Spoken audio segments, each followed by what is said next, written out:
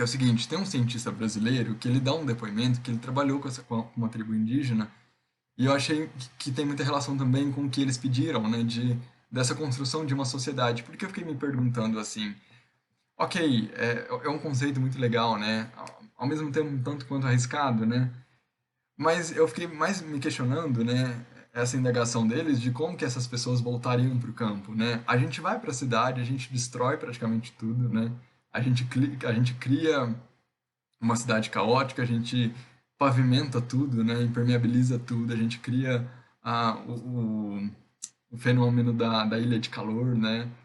A gente tem vários problemas urbanos. E aí, como que esse homem, né, urbano, ele volta para o campo? Primeiro que a gente tem várias questões técnicas também, né? Tipo, se a gente inverter os papéis, né, pensar em um indígena indo para, ou um homem do campo mesmo, indo para a cidade, vindo para a cidade, tem várias questões técnicas, né, que ele tem que aprender, pegar um metrô, pegar um ônibus, um Uber, colocar o aplicativo do Uber, eh, coisas que talvez ele não tenha acesso no campo, então ele tem que aprender aqui.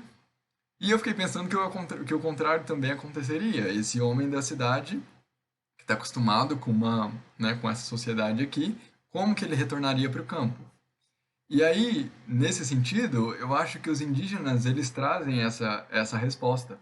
Acho não, eles trazem, né? Que é o que eu vou ler aqui para vocês, que é esse trechinho aqui que eu coloquei aqui, que é o seguinte: o cientista brasileiro Antônio Nobre conta sobre sua transformação como cientista a partir do contato mais profundo com a sabedoria indígena. Aí abre aspas, é ele falando, tá, gente? Foi um exercício que me abriu um campo de progressão. Inclusive, algo que mudou a minha carreira de cientista. Fiz uma autocrítica e comecei a olhar aquela sabedoria indígena.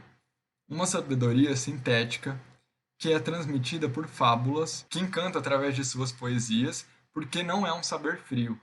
A partir deste momento, começo a reavaliar os meus conhecimentos científicos e perceber também que a sabedoria não é restrita ao intelecto.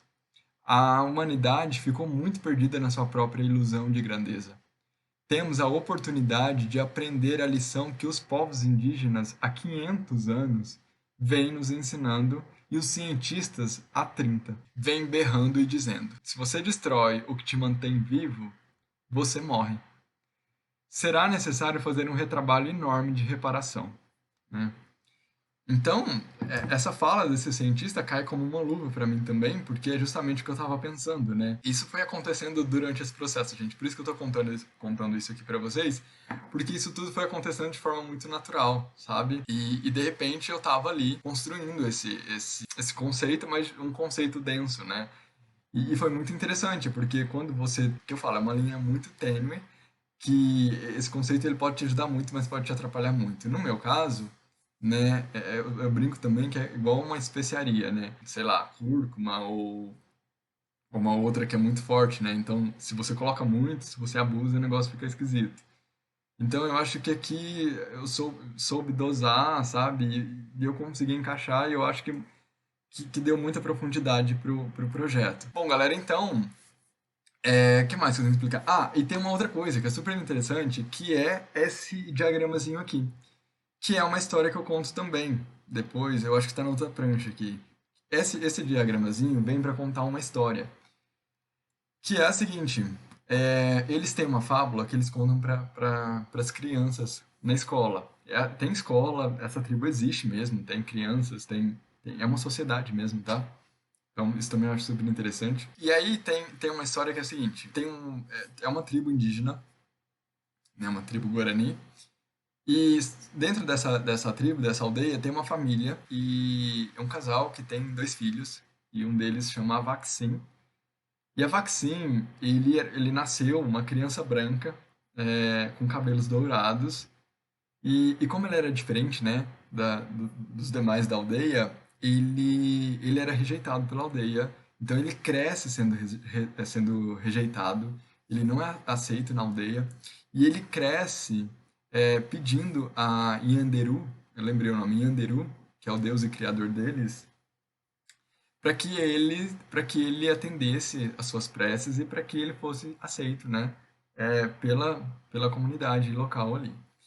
Então ele cresce, ele vira rapaz e, como toda boa história, ele se apaixona por quem não deve se apaixonar. Então ele se apaixona pela filha do cacique. E obviamente o cacique não aceitou. E aí começa mais um drama na vida dele, então ele continua pedindo para que Anderu é, concedesse essa graça de que ele fosse querido pela comunidade e, né, que ele não fosse rejeitado. Enfim, ele não foi atendido e ele morre de tristeza. E ele tinha uma irmãzinha, né? Ele morre de tristeza e ele é enterrado longe da aldeia, porque a aldeia não reconhece ele como sendo parte né, integrante dessa aldeia. Então essa aldeia enterra ele, na verdade os pais, né, nem a aldeia, não teve nenhum rito. Então eles enterram ele fora dessa aldeia. E essa irmãzinha, né, que tinha uma relação muito próxima com ele, ela visita ele toda semana. E ela acreditava que ele pudesse ouvi-la, né? Então, além de visitar e rezar por ele, ela sempre contava. Ela sentava lá e começava a conversar e contar como que estava a vida, o que estava acontecendo. E a tribo estava passando por uma situação muito difícil, de fome, porque era uma época de seca, de estiagem, e o que eles estavam plantando não estava dando resultado, enfim, estava com esse problema de colheita. Então ela conta isso para esse irmão, e aí toda semana ela contava isso. Só que deu um determinado momento que a coisa estava tão feia e ela estava tão desanimada que ela ficou um mês sem visitar o irmão, o túmulo. E, e aí depois ela resolve, depois de um mês, voltar lá, né, para rezar por ele. E quando ela volta lá, né, no túmulo dele, tem uma planta nunca vista por ela. Aliás, por ela e por todos, né, uma planta nova. E ela percebe que tem um espigão, uma coisa diferente, que é dourada. E ela corre para chamar toda a aldeia, né? E a aldeia fica encantada com aquilo e aí, resumindo a história, eles conseguem pegar essas sementes, conseguem plantar essas sementes, multiplicarem essas sementes. E então essa aldeia depois, né, que teve essa semente, ela conseguiu, ela não teve mais fome, né? Resolveu o problema da fome deles porque eles conseguiram plantar o milho. Essa planta seria o milho, né? E aí, portanto, a Vaxim tem o seu pedido atendido pelo o deus deles, né? E ele é venerado pela aldeia. Então ele conseguiu. Outros vão dizer que não, que foi tarde demais. Não sei, aí fica a seu critério, me fala o que você acha.